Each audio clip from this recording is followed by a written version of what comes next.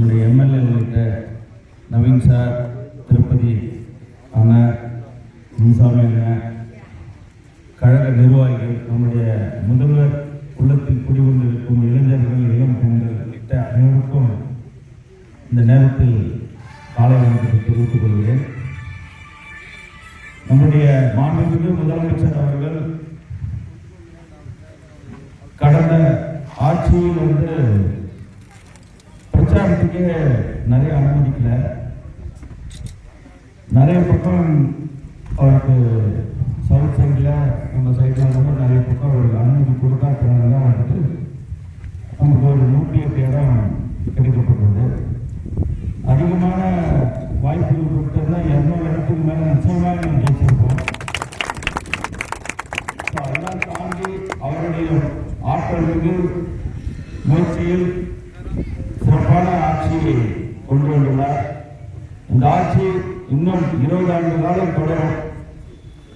ஏனென்றால் நம்முடைய வீட்டில் உள்ள சின்ன குழந்தைகள் கூட, ஒரு 5 வயது குழந்தைகள் கூட நம்முடைய அங்கிள், மாமா, அண்ணா அப்படி தான் நம்ம கிட்ட எல்லாம் போட்டு நிறைய பேர் வீட்டில் குழந்தைங்க சொல்லி தான் ஓட்டப்பட்டிருக்காங்க.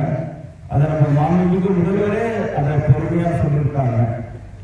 ஸோ அந்த வகையில் நம்ம திருப்பத்தூர் மாவட்டத்தை பொறுத்த மட்டும் உங்களுடைய மக்கள் குறைகள் எதுவாக இருந்தாலும் அதை தீர்க்க வேண்டிய பொறுப்பு நம்முடைய இங்க திருப்பத்தூர் மாவட்ட உட்பட்ட அதிகாரிகள், மாவட்ட ஆட்சியர் உள்ளிட்ட அனைத்து அதிகாரிகளும் சேர்த்து சொல்லிடுவோம். மொத்தமா அவங்கதான் மக்கள் பிரச்சனை தீர்க்கணும்.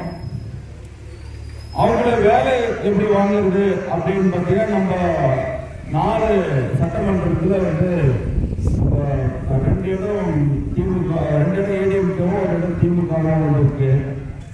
ஸோ அதை நம்ம துரதிருஷ்டம் எப்படியா நம்ம விட்டுட்டு இனி வரும் காலங்களில் அடுத்த 7 மாசத்துல உள்ளாட்சி தேர்தல் வருது.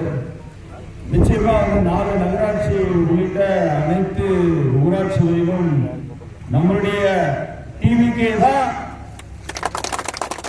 அந்த பொறுப்பில் இருக்கணும். சேர்மனா இருக்கணும், கவுன்சிலரா இருக்கணும், தலைவராக இருக்கணும், கிளைக்கழக செயலாளராக இருக்கணும், உறுப்பினராக இருக்கணும், வார்டு உறுப்பினராக இருக்கணும் என்பதை மனதில் வைத்து உங்களுக்கு ஏதேனும் குறைகள் இருந்தால் நிச்சயமாக நம்ம மாண்புமிகு முதல்வர் அவர்களின் உத்தரவின்படி அமைச்சர் என்ற முறையில் இந்த மாவட்டத்துக்கு என்ன தேவை என்பதை உணர்ந்து நீங்கள் கூறுகின்ற எந்த ஒரு குறையாக இருந்தாலும் அரசு கவனத்தை கொண்டு சென்று இந்த மாவட்டத்துக்கு நாங்கள் அந்த பணியை செய்து கொடுப்போம் என்பதை இந்த நேரத்தில் தெரிவித்து, நமக்கு 2 கண்கள், ஒரு கண்ணு ஆட்சி, ஒரு கண்ணு கட்சி, ரெண்டுமே முக்கியம். கட்சியை நம்ம வளர்க்கணும், ஆட்சியை நம்ம தக்க வைக்கணும். ஸோ அந்த வகையில் நம்மளோட முதல்வர் அதில் கவனமாக இருக்காங்க. மக்களுக்கு எந்த குறையாக இருந்தாலும் நாம் உதவி செய்ய வேண்டும், முன்னின்று உதவி செய்ய வேண்டும். எந்த அதிகாரிகள் தவறு செய்தாலும் அவர் தவறு செய்த அந்த குற்றத்தை உறுதிப்படுத்தி ஒரு கடிதம் கொடுத்தீங்கன்னா அவர் மேல உரிய நடவடிக்கை எடுக்கப்படும். மக்களுக்கு உதவி செய்வதற்கு தான் அதிகாரிகள்.